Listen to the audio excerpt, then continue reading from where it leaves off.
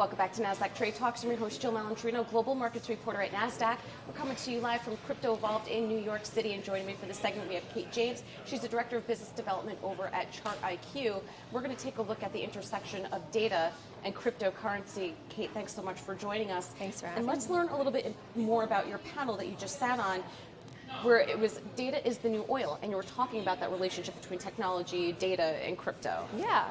So we think that cryptocurrency is in a little bit of a unique position in comparison to traditional financial markets because the data is readily available and free from the exchanges, and they're actually building APIs very quickly and easily. So as a charting vendor, we are able to get our client developers up and running very quickly.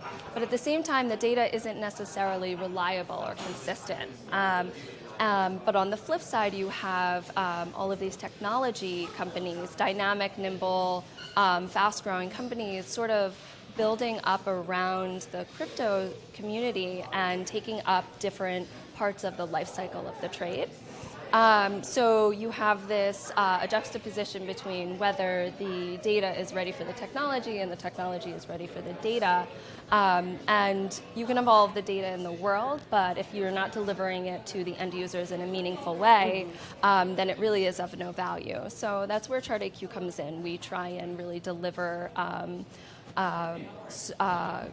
good end user experience with actionable data. And one of the questions that came up in the survey on your panel, what is more important to crypto traders, the pre-trade or the post-trade data, and how does Chart IQ view that? Yeah, so it's a little bit of the what comes first, the chicken or the egg.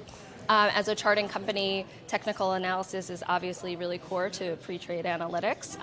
So that's a big part of what our business and what we do. But more and more, we're seeing interest in post-trade analytics and trade cost analysis across the board in every single asset class. And so that's becoming a big component in crypto too. And that's where you fit in, is trying to provide all of that data so that you can get the best price transparency before, right, during, and then after the trade, right? So we've actually built a new component called time span events, which allows you to build in event markers right onto the price chart, allows such as a trade execution and then, or a trade order, and then see how the execution rolls out over there in context of the price. You get to see how the market moved around you, if you got the best execution, sort of pulling all of that analysis into the chart for the post-trade analytics.